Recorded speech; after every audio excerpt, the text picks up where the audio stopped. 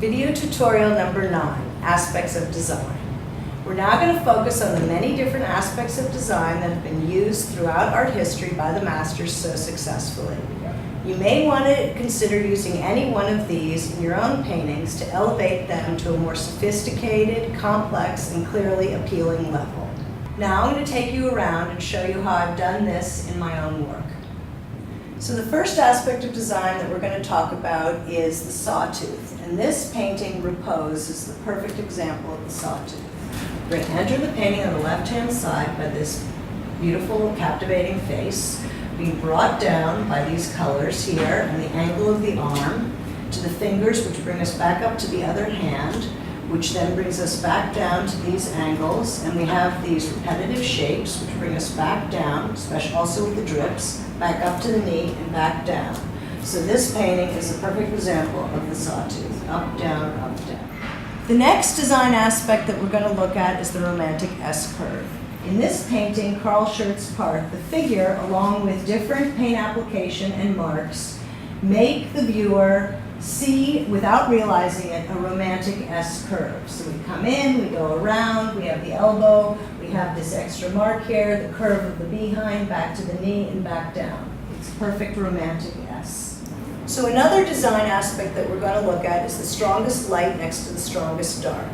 And this painting, Spring Berries, is a great example of that. There are many different points where we have a strong light juxtaposed with a strong dark.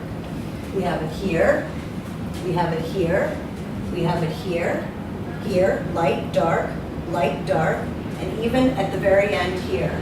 So the greatest thing about this is that without the viewer realizing it, they are led through the painting by these moments of strong light next to strong dark, in addition to, of course, paint application and form.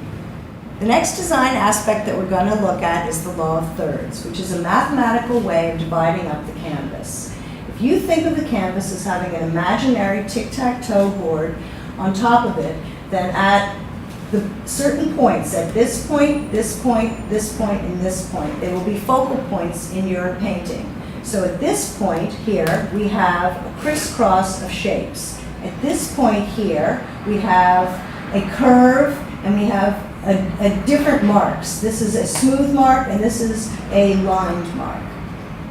The law of thirds doesn't have to be limited just to shape. It can also be a focal point of color. If you divide this particular canvas up into its grid of thirds, you'll notice that at this mark of thirds, there is a really strong dynamic moment of color where we have red, green, and this turquoisey blue all together. This is a great third moment. The next aspect of design that we're going to discuss is something that we brought up already in video tutorial number 2, negative space. If you look at the negative space in this painting called Visions, you see this shape here, this shape up here, and this shape here, which are all negative space, and they are and should be just as important as the object itself. Now I'm going to show you an aspect of design where we take an angle and we put it next to or near a curve. This is something that I brought up before in video tutorial number 2 when I told you about Picasso, who used this technique in a lot of his paintings. Here we have an angle and near it is a curve. Here we have another angle and near it is a curve. Here, even in this small moment, we have an angle, near it is a curve, or here we have an angle and near it is a curve. These create moments in the painting that the viewer is drawn to. Now the aspect of design that we're going to look at is the religious triangle. Throughout art history, the triangle shape, because of the Trinity, is something that viewers are drawn to. Here we have a figure who is in a triangular shape, and because his gaze goes to this spot over here, we balanced out and made a complete triangle.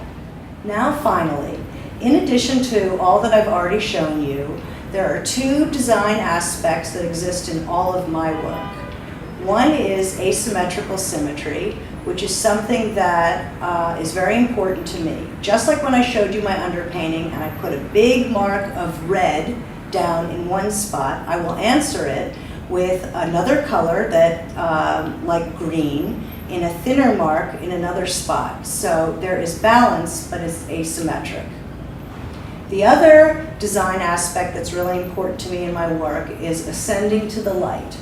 I love painting, and it's a very positive experience for me, so I really want my paintings to rise up to a brighter, lighter, thicker moment at the top.